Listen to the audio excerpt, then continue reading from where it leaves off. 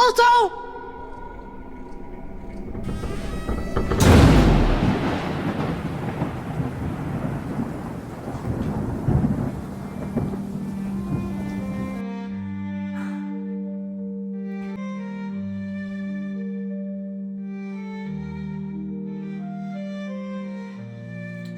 Il faut que ça s'arrête.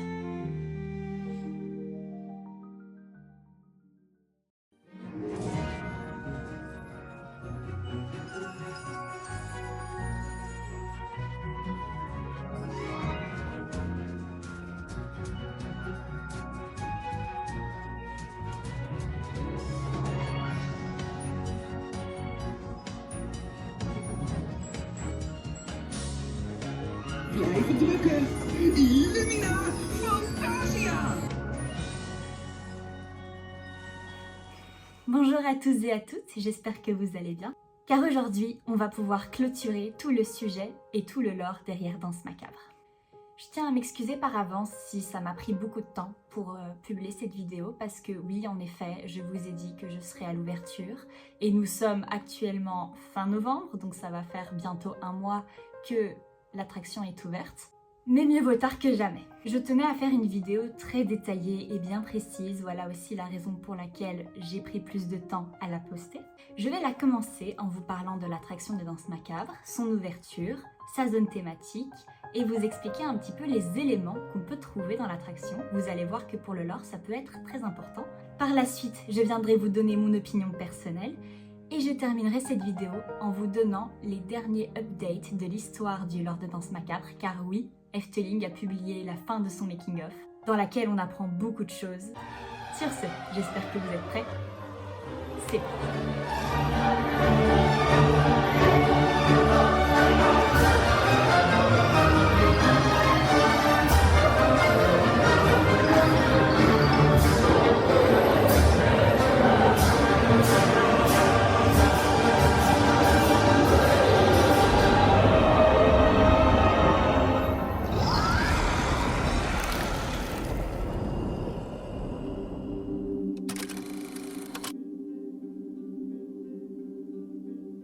Histoire qu'on puisse se remettre directement dans le bain, je vous conseille qu'on fasse un petit rappel de tout ce que nous savons déjà.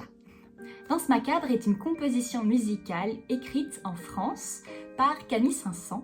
Camille Saint-Saëns. Danse Macabre est une allégorie de la mort qui remonte déjà depuis le Moyen-Âge parce que, comme je l'ai déjà expliqué, on sent un peu une personnification de la mort mais à la fois un côté rassurant et philosophique car rien que dans le titre il y a le mot « danse » pour un peu donner l'impression que la mort est une fête. Donc même si nous avons des vies différentes, que nous sommes des personnes totalement différentes, nous sommes tous des mortels et la mort va tous nous concerner.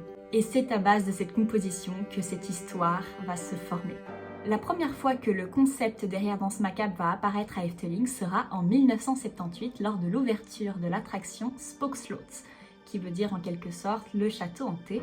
C'était une attraction donc, à la fin des années 70 et c'était un très grand projet pour le parc Efteling car à l'époque, le parc était surtout un parc à divertissement mais il n'y avait pas encore de sensations fortes, mais ça, je vais épargner les détails.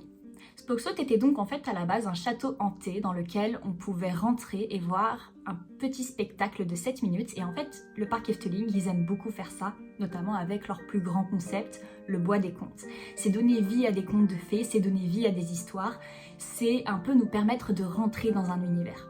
Il y avait une petite histoire mais celle-ci n'était pas très approfondie, il s'agissait en quelque sorte d'une malédiction, d'un vicomte qui habitait dans son château qui en fait était soi-disant l'un des grands créateurs de contes de fées, et il a été maudit par une sorcière, ainsi que sa fille Esmeralda. Et oui, Esmeralda, retenez ce prénom. Woonde in dit kasteel de vierde burggraaf van Capelle van Kaatsheuvel. Hij verzamelde sprookjes en sagen van over de hele wereld. Er was maar één plaag in zijn leven. De boze heks Visculania. Op het laatst sprak zij een verwensing uit, waarin de burggraaf voor eeuwig werd gedoemd te zoeken naar zijn laatste sprookje, zijn dochter Esmeralda. Et donc dans le spectacle de 7 minutes, on peut voir en quelque sorte les morts, des cadavres, qui prennent vie avec un violon fluo qui se met à jouer, et on peut voir toutes sortes de choses. Et donc en fait, on entend la composition de Danse Macabre à l'arrière, tandis que nous sommes des spectateurs, témoins de ce spectacle. Cependant, en 2022, le parc Efteling va prendre la décision de détruire Spookslot. Les concepteurs d'Efteling n'ont pas été totalement ravis par cette décision, mais c'était la meilleure chose à faire. Et par ailleurs, au cas où vous ne le saviez pas, la veille de sa destruction, Efteling a connu l'une des plus grandes files de toute son existence. Je vous mets une vidéo ici où vous pouvez voir à quel point la destruction de Spookslot a impacté beaucoup de fans parce qu'elle était tout de même emblématique, même si c'était la moins populaire, elle a quand même marqué beaucoup de gens. Et donc nous sommes fin septembre 2022 lorsque Spookslot est officiellement détruit.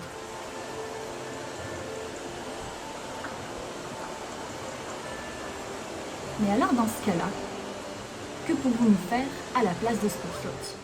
Eh bien il s'avère que les concepteurs d'Efteling ont eu la merveilleuse idée de garder le même concept. Et donc là, nous allons nous attaquer à l'ouverture de l'attraction.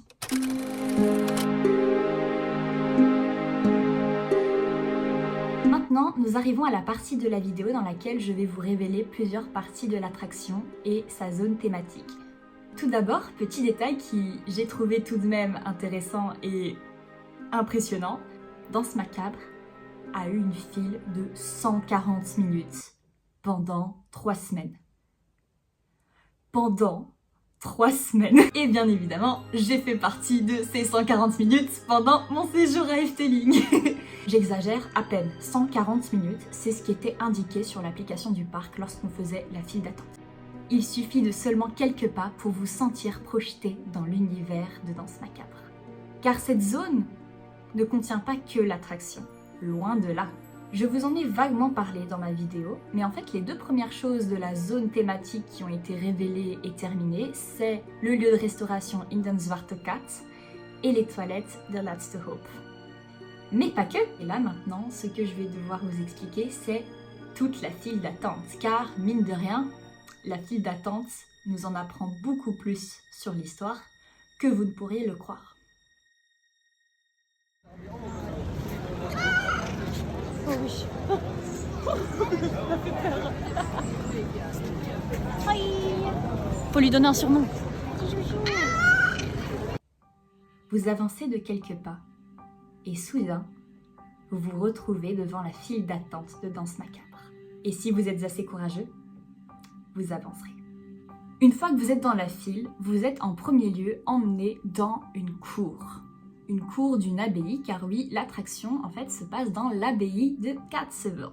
Katsevel qui est donc la ville où se trouve Efteling. Vous pouvez constater que cet endroit a énormément de vécu. Un passé assez lointain.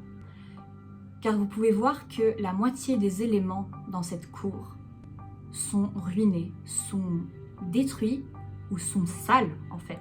Et en fait, on peut voir certains éléments en bois. Il reste encore une partie de la construction, mais on sent littéralement qu'une partie du toit est détruite. Malheureusement, il n'y a pas que ça. Et ce que vous pouvez entendre, qui m'a un petit peu frissonné au départ, vous pouvez entendre des chants de moines en fait. Mais pas des simples chants, des chants lugubres si je peux dire.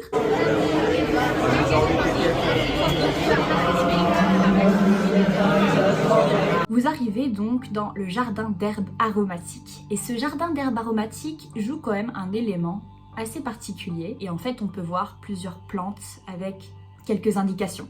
Lorsqu'il y a ces indications, c'est que c'est des plantes pour créer des remèdes et des médicaments. Vous allez voir pourquoi je vous dis ça. Et vous avez en fait une porte qui vous bloque le passage. Donc vous avez vraiment le temps de constater ce jardin. Même si ce n'est pas un très grand jardin, je vais être honnête avec vous. Vous restez là pendant un petit temps et vous pouvez contempler. Mais l'étape suivante est selon moi la plus intéressante. Les portes s'ouvrent et vous vous retrouvez nez à nez dans le cimetière. Chacune de ces tombes indique un musicien différent. Et vous avez plus particulièrement une grande tombe avec une statue. Ce n'est autre que la tombe de Joseph Charlatan. On va en revenir. Et si vous observez bien, toutes ces tombes indiquent comme décès 1876. une autre date très importante. Ouais. Mais on peut voir qu'ils sont tous morts en 76, 1876 et qu'il s'est vraiment passé quelque chose. Vous pouvez même entendre quelques voix sinistres et lugubres. Et si vous continuez un petit peu à traverser ce cimetière, vous pouvez voir tout au fond la grille fermée, mais vous pouvez surtout voir un mémorial. Vous pouvez voir des bougies, mais plus particulièrement des indications à l'intérieur. Et ces indications, en fait, ce sont en quelque sorte des articles de journaux qui indiquent qu'il y a eu une catastrophe naturelle et des disparitions mystérieuses à l'abbaye de Katzebel. Et ça, vous pouvez beaucoup le voir en fait quand vous rentrez dans la zone thématique. Il y a beaucoup de panneaux qui indiquent concours international entre le 13 et 15 octobre 1876. Et après quelques minutes, les grilles s'ouvrent et vous traversez à présent la dernière étape de la file d'attente, Overwood, les bois. Vous pouvez voir en fait des choses qui s'écroulent en fait, qui sont totalement écroulées. J'ai pu notamment voir des grilles qui n'ont absolument rien à faire là. Il n'y a que le vent qui peut les apporter jusque-là en fait.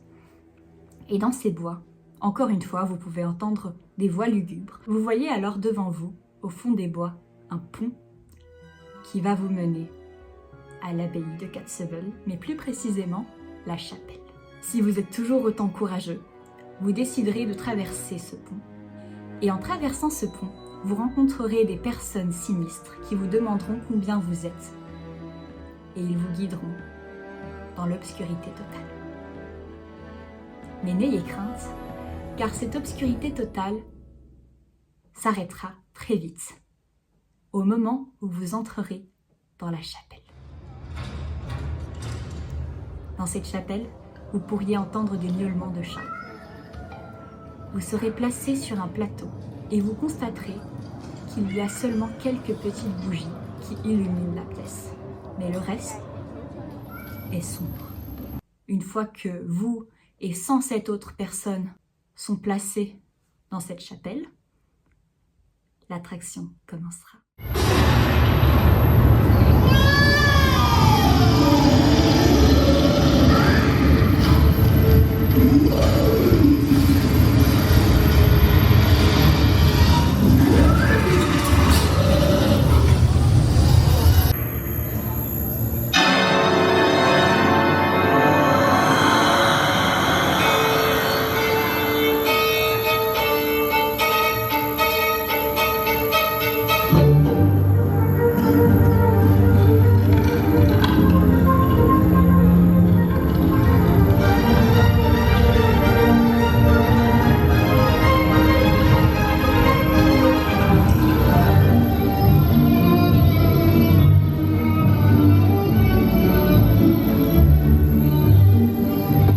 À bord, vous ne bougerez pas trop, mais vous verrez qu'au plus la musique continuera et au plus les choses vont bouger et cette chapelle s'illuminera.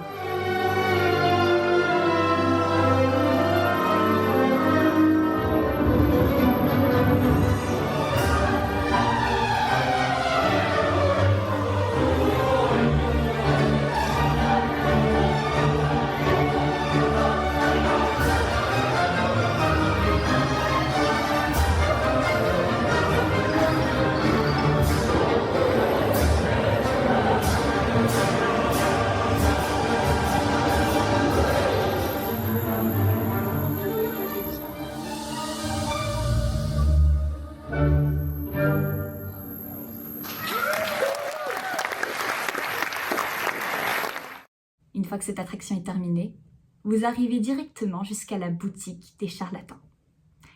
Dans cette boutique, vous avez plusieurs souvenirs et vous pouvez même faire des photographies personnalisées, histoire de vous remettre de vos émotions. Waouh!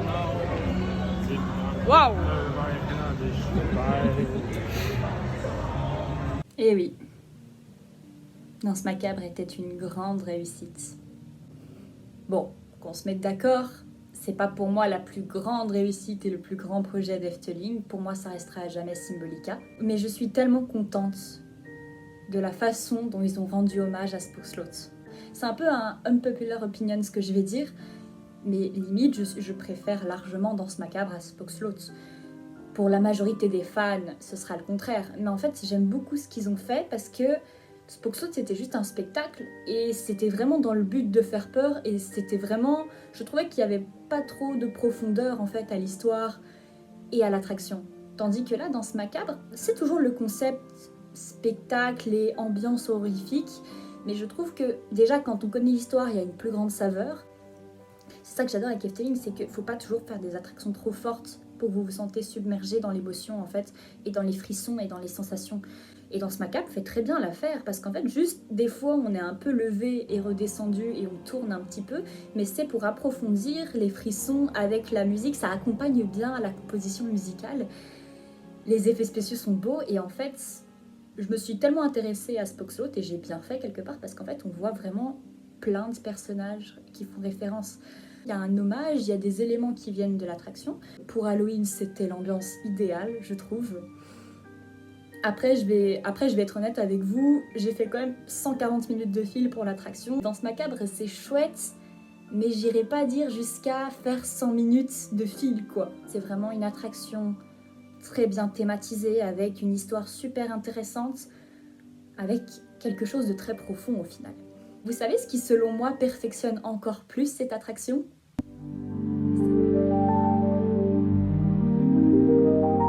Certes, j'ai déjà fait une vidéo dans laquelle je vous parle de la majorité du lore des charlatans. Cependant, je vais quand même devoir vous réexpliquer tout de A à Z parce que maintenant que le lore est terminé, vous allez voir qu'il y a beaucoup d'éléments qui se rassemblent au final. Je le rappelle, mais la particularité de cette histoire, c'est que nous découvrons tout le lore à travers une caméra.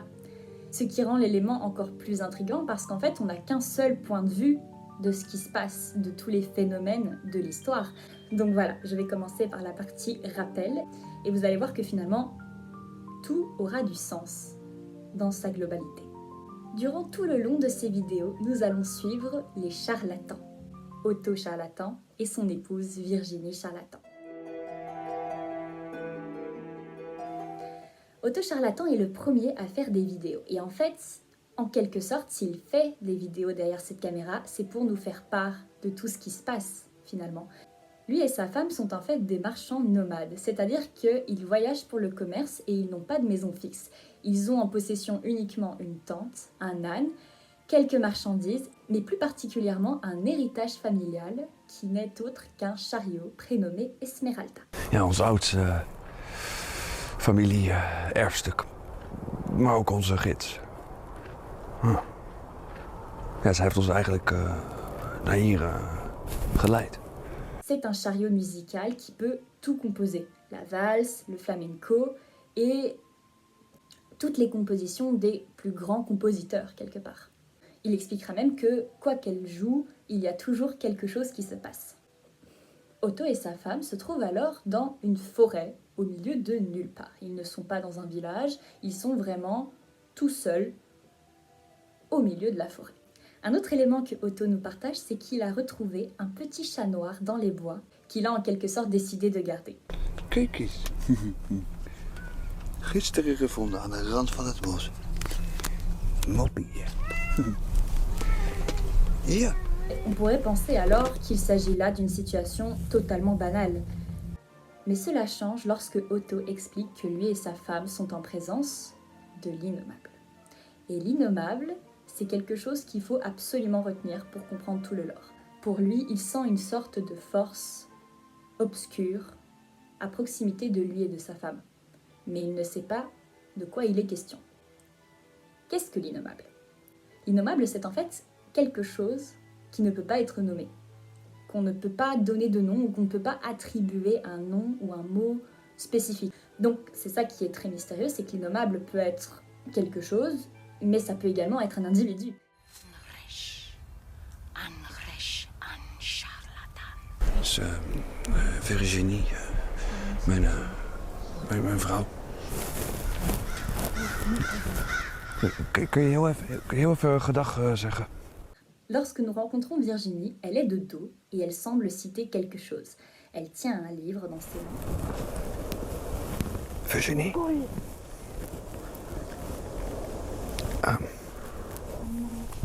Dat is een heel bijzonder boek.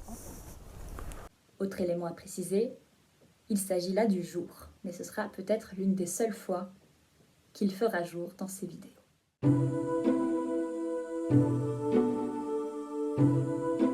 Het is nacht. Het begint koud te worden. Le petit chat noir qu'il avait cité plus tôt semble s'éloigner de Otto et de s'éloigner de la tente. Il semble précipité, ou du moins quelque chose l'attire en fait quelque part. Il a l'air de partir subitement. Il sent qu'il y a quelque chose où il est attiré par une force. Alors Otto veut rattraper ce chat noir, mais lorsqu'il sort, il voit sa femme toujours autant fermée dans ce qu'elle fait. Elle semble préparer quelque chose, mais on ne sait pas quoi. Mais elle est vraiment très silencieuse et fermée. Malheureusement, on ne peut pas lire dans ses pensées. Soudainement, ils entendent l'écho d'une musique orchestrale au fond des bois.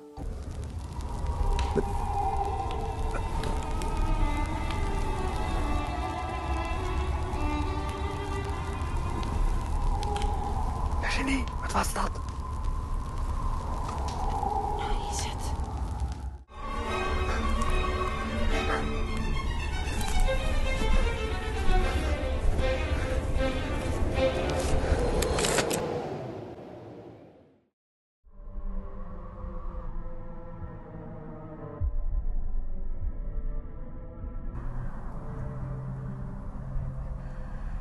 Dit is niet goed hoor, deze plek. Durant de longues minutes, il va être tout seul dans les bois, dans l'obscurité totale, désespérément à la recherche de Virginie. Ik was bang. Ik hoorde zachte stappen tussen de bomen. Virginie. En niet van Virginie, maar van iets of iemand anders. Felle ogen die vanuit het donker naar mij keken. Het was onze kitten.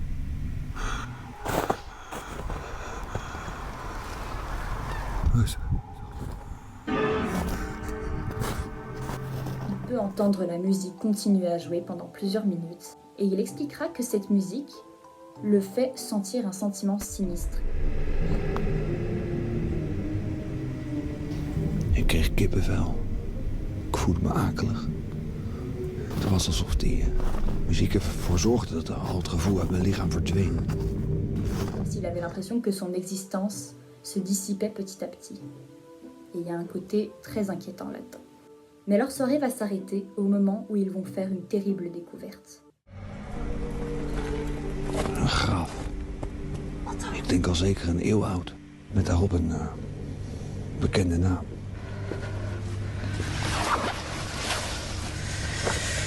Virginie. De naam op het graf was Joseph Charlatan. Joseph Charlatan qui n'est autre que l'arrière-arrière-grand-père de Virginie. Et à partir de ce moment-là, Virginie nous fait part de son témoignage à elle. Tevens wereldberoemd dirigent. Ze zeggen dat hij hier in de bossen spoorloos verdwenen is. Samen met zijn complete orkest.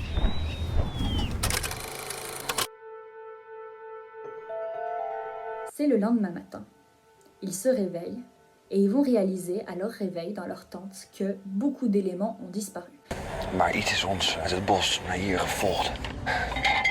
En die muziek. Majoritairement des marchandises qui ne sont pas très importantes, mais ce qui va surtout les inquiéter, c'est la disparition d'Esmeralda, leur chariot et héritage familial. Esmeralda.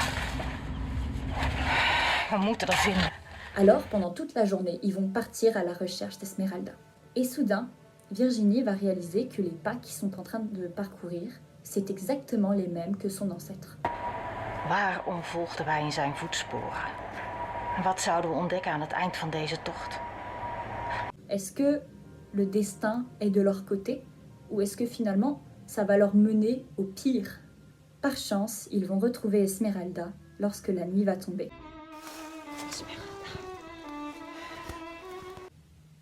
Mais pas comme ils l'auraient souhaité. En die muziek die zo luid en ijzig klonk, deed pijn aan onze oren. Donc on a cette fois-ci une nouvelle description. Cette fois-ci, c'est ça qu'elle indique, c'est que la musique est très très très bruyante, elle est glaciale, donc très froide, et qu'elle fait très mal aux oreilles, donc comme si elle était très bruyante en fait. Leur journée va s'achever lorsqu'ils vont finalement faire une autre découverte. Ils vont trouver une vieille taverne, la taverne in den Zwarte Kat. Et donc, en réalisant que c'est l'hiver, qu'il fait très froid et qu'ils n'ont rien d'autre qu'une tente, ils décident alors de se réfugier dedans. Hier besloten we voortaan te blijven. Het is geen perfecte plek. Maar wel ideaal voor waar wij het beste in zijn. Een winkel beginnen in speciale middeltjes. Middeltjes tegen het onnoembare. Hallo?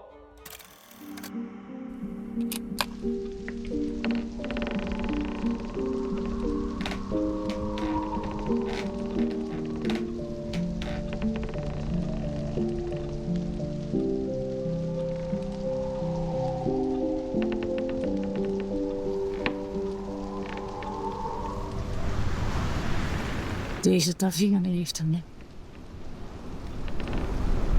veeg maar duister verleden.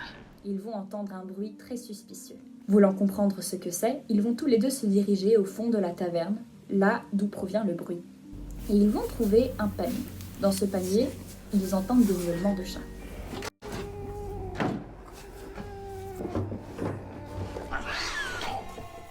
Wat doe je? Het was die zwarte kitten. Ja, uit het bos. Het verdween weer, maar we vonden wel iets anders.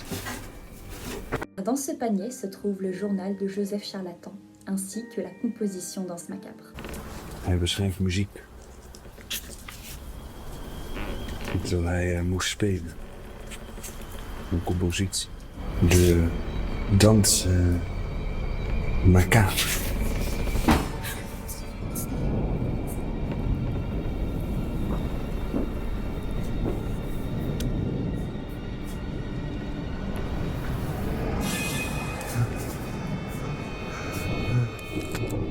Une ombre ressemblant à un chat.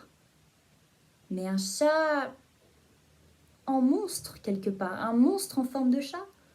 Il y a un peu quelques caractéristiques de chat, mais c'est encore trop vague, mais c'est tout de même effrayant.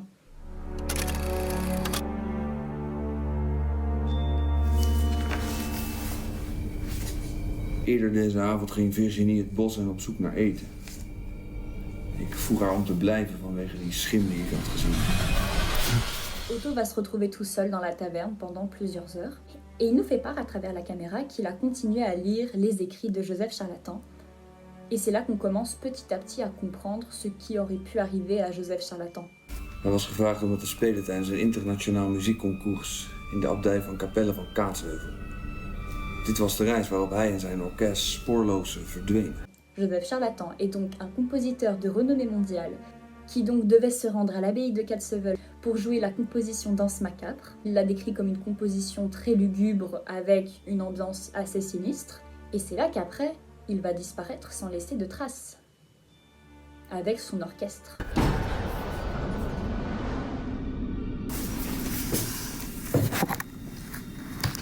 Otto va réaliser alors que les portes sont ouvertes. Et il va entendre des pas très inquiétants. Il va entendre un monstre. Er gebeurt niet echt.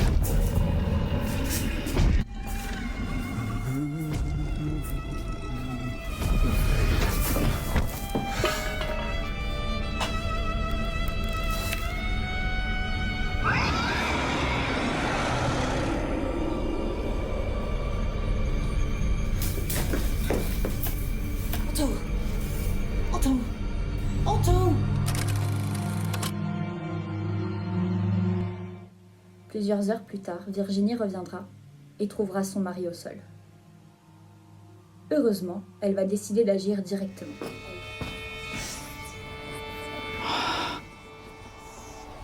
Het goed. Ik ga water halen. Elle prend un seau, quitte la taverne pour aller chercher de l'eau. Malheureusement, lorsqu'elle revient, la taverne n'est plus du tout pareille. Il fait tout noir. Il n'y a plus aucune lumière. Elle va alors prendre une lanterne et tout ce qu'elle va voir, c'est un liquide très étrange. un liquide qui ressemble très fort à du sang. Il y avait surtout une immense présence d'eau.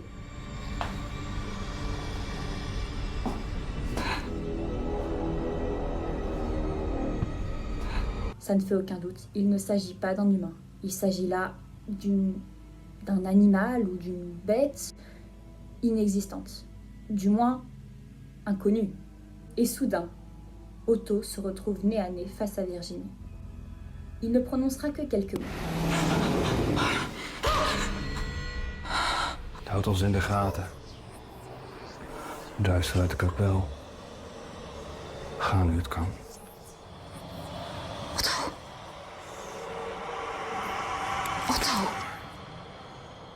On aurait pu penser qu'il ferait du mal à Virginie, mais au final, il est resté complètement immobile, avec ce regard désemparé devant Virginie.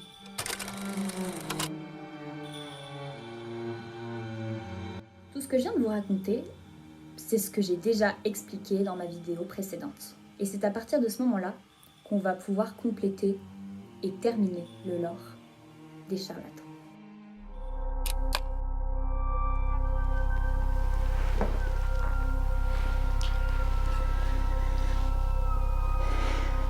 Sinds die nacht in de stallen. Otto werd ziek. Ernstig ziek en... Après ce moment étrange, Otto va à nouveau perdre l'esprit. Et Virginie va décrire l'état de Otto comme grave. Il est de plus en plus malade. Elle va vouloir réfléchir à trouver un moyen de l'aider. Virginie va finalement décider de sortir à nouveau et d'aller prendre quelques plantes pour aller lui préparer un remède pour qu'il se sente mieux. Néanmoins, elle n'aura même pas le temps de terminer qu'elle entendra un bruit inquiétant. Werden we door iets overvallen. Een wezen. Kwaad en onwenselijk had Otto meegenomen. Virginie, prise par la précipitation et par la peur, elle décide de les suivre très discrètement. Ik volgde het diep het bos in. Et elle va voir que ces individus transportent en fait Otto vers l'abbaye de Katsevel. Virginie avait un très mauvais pressentiment, rien qu'en voyant cette abbaye. Mais elle veut sauver Otto. Alors elle va continuer son périple jusqu'à rentrer dans l'abbaye. Otto was daar door dat beest mee naar binnen genomen.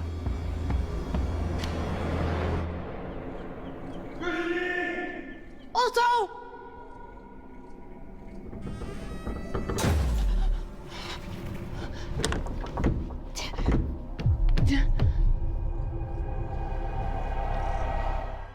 Pour elle, cette chapelle était comme un labyrinthe.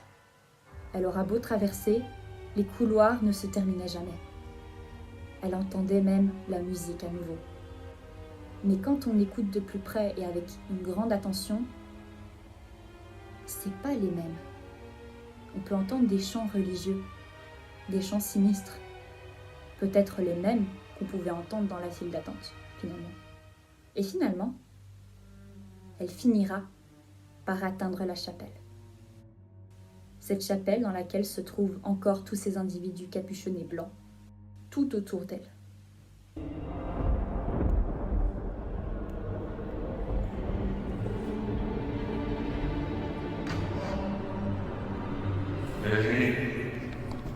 Otto?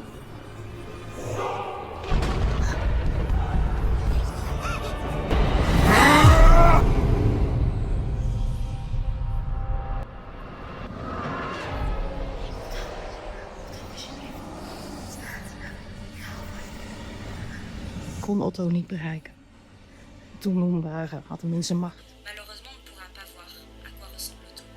Mais à travers l'ombre, on peut voir que Otto était en fait muni de plusieurs bras et d'un corps plus fin et sans âme, quelque part.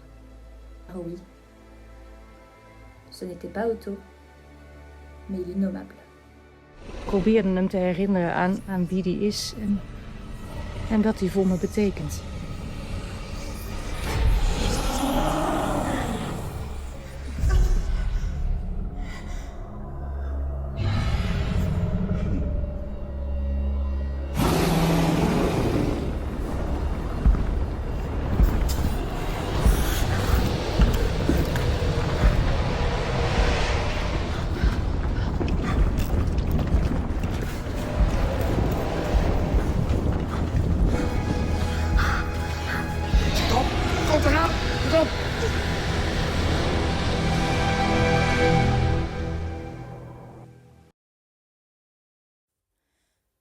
Otto et Virginie, tous deux ensemble, parviennent finalement à quitter l'abbaye et à échapper à l'innommable.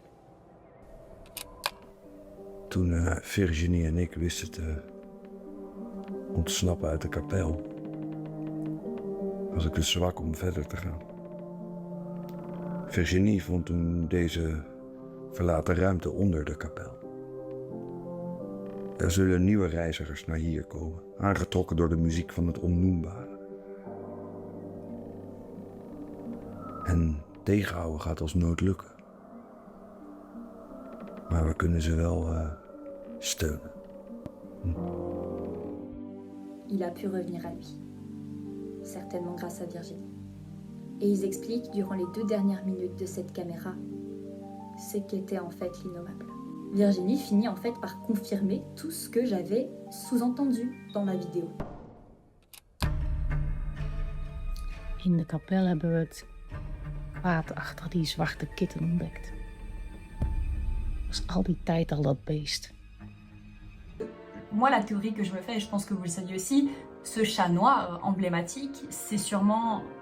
Il a pris une forme monstrueuse, moi je ne vois que ça. Le fait qu'il devenait agressif la nuit alors que le jour il est complètement silencieux, il est complètement neutre. Onschuldig aan de buitenkant, maar een monster van binnen. 'S Nachts onthuld pas zijn ware vorm. Ce chat noir est tout de même très intriguant, vous ne trouvez pas? Que lors du jour, il ne se passe rien, tandis que la nuit, tout se produit. En in die vorm probeerde het ons aan te vallen. Die vreselijke ogen in dat monsterlijke gezicht. Dat houdt de geest van Jozef Charlatan nu gevangen in de kapel. Waar hij de dans macabre steeds opnieuw moet spelen.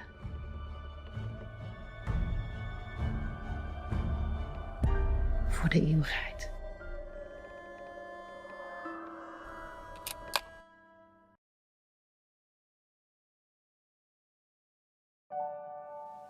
Otto et Virginie décident alors de rester.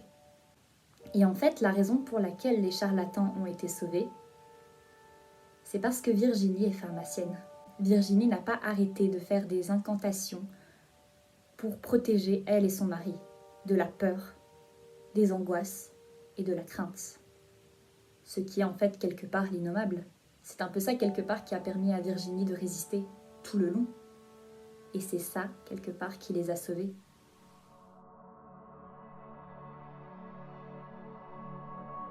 Maintenant que nous avons tous les éléments, je vous propose que nous reprenons depuis le début.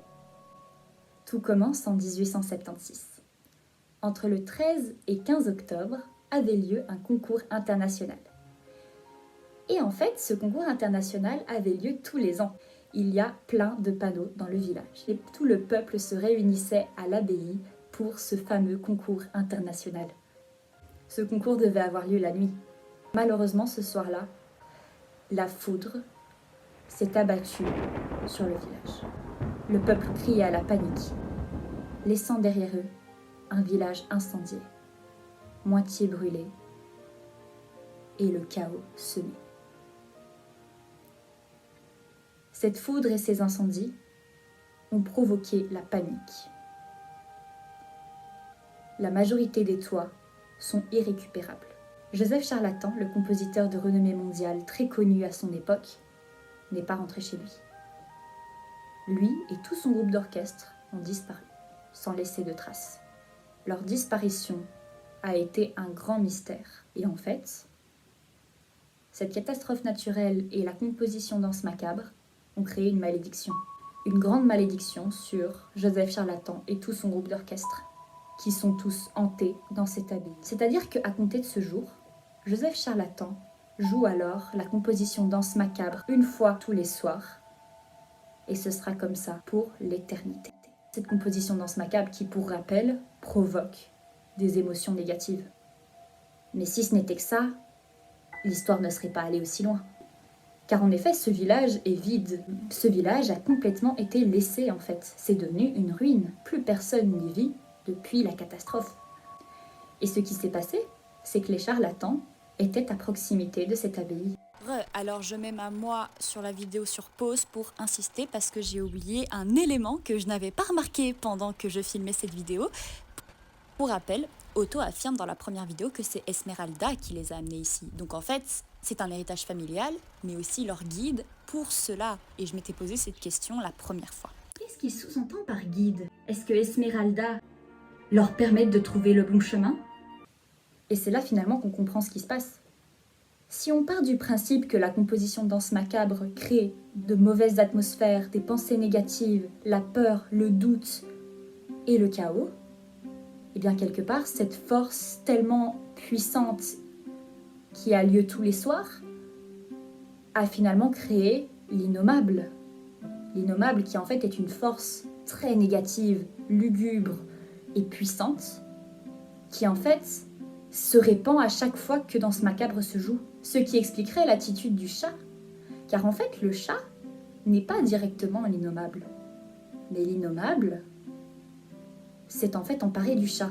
L'innommable l'a attiré, il s'est enfui dans les ténèbres les plus sombres, et c'est à partir de là qu'on réalise que le chat s'est éloigné d'Otto. Il n'est pas revenu. C'est comme s'il était complètement désemparé, et au moment où il va se remontrer à la taverne, il était très agressif. Il n'était plus du tout gentil, mignon et inoffensif. Il voulait du mal à Otto. Et au moment où il est sorti et qu'il y a eu de la foudre dehors, son ombre révèle en fait qu'il a commencé à se former. Et le lendemain, il était entièrement formé. Mais lorsque Otto a été emporté dans la chapelle, finalement, il a pu totalement s'emparer d'Otto. Et finalement, le chat restera l'innommable quelque part. Otto aurait pu finalement être l'innommable, mais Virginie l'a sauvé. Parce qu'il a un cœur. Parce que Virginie a créé des incantations contre la peur, le chaos et le doute, ce qui a fait en sorte que Otto retrouve ses esprits. Mais le chat,